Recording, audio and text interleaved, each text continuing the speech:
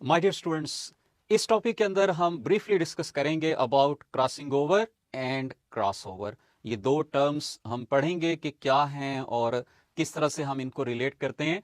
सबसे पहले मैं आ रहा हूं टूवर्ड्स द क्रॉसिंग ओवर, और क्रॉसिंग ओवर की ये डायग्राम हमारे पास मौजूद है। देयर आर टू होमोलोग, और होमोलोग अपने डिफरेंट पार्ट्स को एक्सचेंज कर रहे हैं। यहीं से आपने इसकी डेफिनेशन को याद रखना है कि क्रॉसिंग ओवर हम किसको कहेंगे? It is exchange of chromosomal segments. और ये क्रोमोसोमल सेगमेंट्स का एक्सचेंज किसके दरमियान होगा? Between the non sister chromatids. जैसे कि इस क्रोमोसोम में हम देख सकते हैं कि ये हमारे पास सिस्टर क्रोमाटिड्स मौजूद हैं और इनको हम कहेंगे नॉन सिस्टर क्रोमाटिड्स। तो एक्सचेंज किसके दरमियान होगा? Between the non sister chromatids. And this exchange actually involves the reshuffling of alleles, यानी सेम अलील्स आपस में रिशफल कर रही होंगी।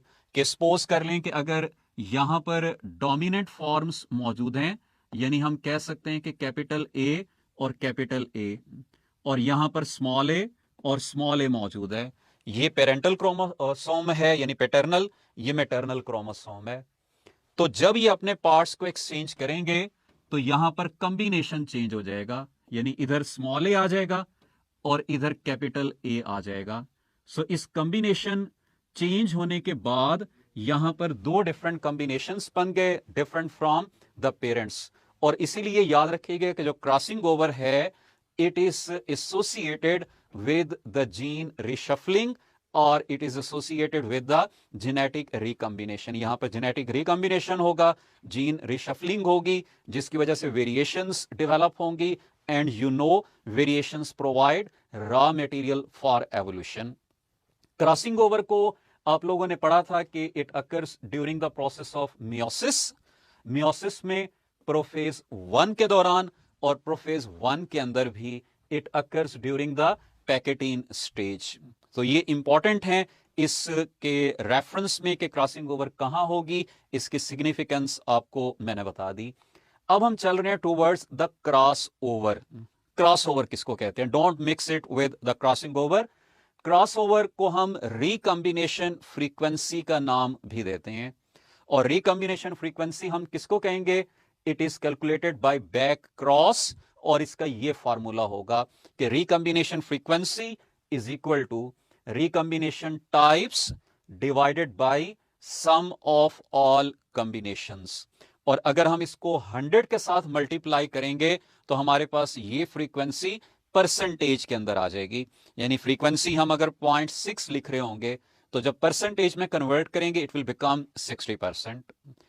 मैं इसका एक रिलेशन आपको यहां पर समझा दूंगा कि रिकॉम्बिनेशन फ्रीक्वेंसी की वैल्यू ज्यादा या कम होने से हमें क्या क्या इंफॉर्मेशन मिल रही होगी। तो ये हमारे पास दो एग्जाम्पल्स हैं, हम इनको कंपैरिजन में देखेंगे। और उन दो एग्जाम्पल्स में एक तरफ मैंने रिकॉम्बिनेशन फ्रीक्वेंसी वैल्यू ली है 1%, दूसरे केस में ली है 20%।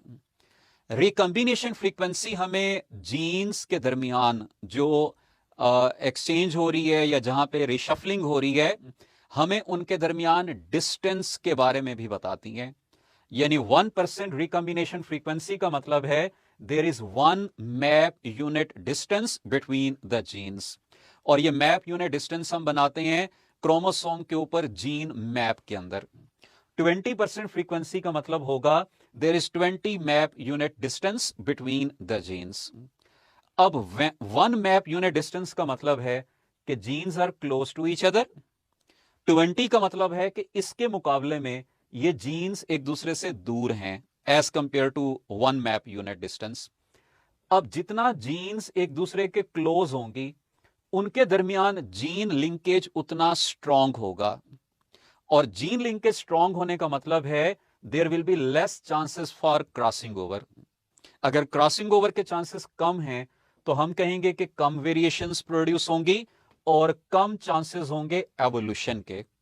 इसके अपोजिट अगर रिकॉम्बिनेशन फ्रीक्वेंसी ज्यादा है, डिस्टेंस ज्यादा है, तो इसका मतलब यह है कि जीन लिंकेज वीक होगा। There will be more chances of crossing over, there will be more variations and there will be more chances of the evolution. तो ये आपने बेटा रिलेशन याद रखना है कि रिकॉम्बिनेशन फ्रीक्वेंसी को हम डिस्टेंस के साथ, जीन लिंकेज के साथ, क्रॉसिंग ओवर के साथ, वेरिएशंस के साथ और एवोल्यूशन के साथ किस तरह से रिलेट करते हैं।